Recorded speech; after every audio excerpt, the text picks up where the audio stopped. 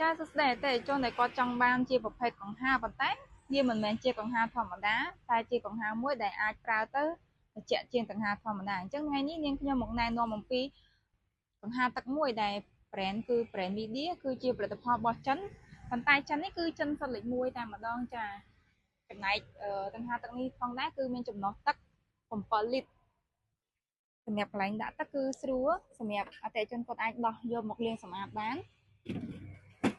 ហើយសម្រាប់ផាំងសិនផ្សេងវិញគឺមានស្លាបដង្ហើរមាន3កម្រិតមានកំណត់ម៉ោងមានប្រព័ន្ធសម្រាប់មេរោគនៅក្នុងហ្នឹងហើយសម្រាប់ខ្យល់វិញគឺធំទូលាយរហូតដល់ទៅ120ដឺក្រេហើយសម្រាប់បងប្អូនយកទៅប្រើប្រាស់គឺអាចប្រើជាជែលនេះក៏បានឬមួយក៏ជែលនេះអតិថិជនប្រើមិនគ្រប់គ្រាន់ទេគឺអាចប្រើជាតកបានចាហើយគឺមានតេឡេសម្រាប់បញ្ជាផងដែរសម្រាប់អតិថិជនដែលគាត់ជាវទៅគឺ